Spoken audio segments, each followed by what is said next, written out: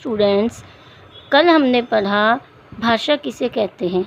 अपने मन के विचारों को दूसरों तक पहुंचाने के माध्यम को भाषा कहते हैं।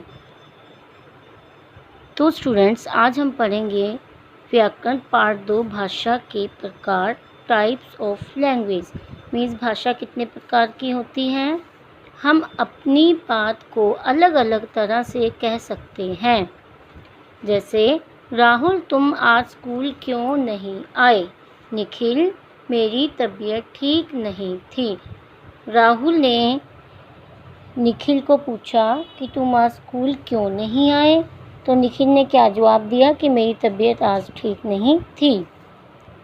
इस चित्र में निखिल अपनी बात बोलकर पूछ रहा है, राहुल सुनकर जवाब दे रहा है।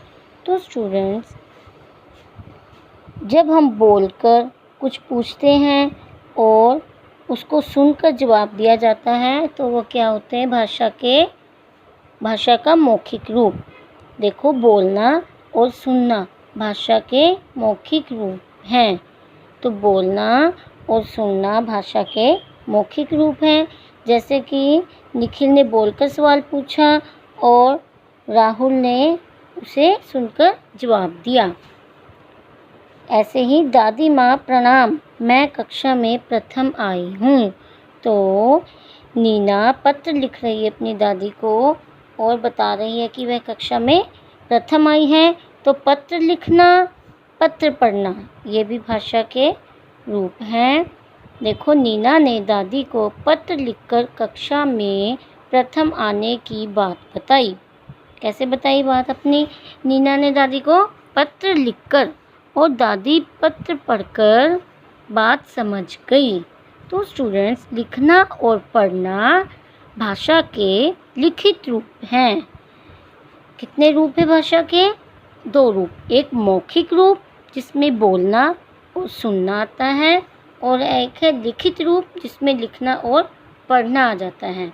जब हम अपनी बात बोलकर कहते हैं तो दूसरे उसे सुनते हैं। जब हम लिखकर बात बताते हैं तो दूसरे उसे पढ़कर समझते हैं। तो स्टूडेंट, बोलना, सुनना, लिखना, पढ़ना, ये भाषा के रूप हैं, मौखिक रूप और लिखित रूप।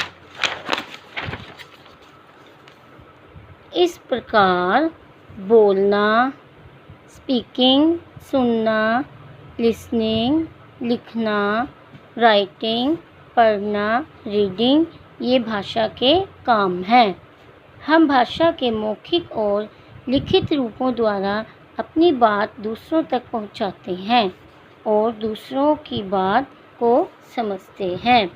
जैसे कि कुछ आपको चित्र दिए हुए, इन चित्रों में आपने बताना है कि ये भाषा का कौन सा रूप यूज़ कर रही हैं। जैसे कि 2 लड़कियां आपस में बात कर रही हैं, बोलना, लिखना, क्या आएगा?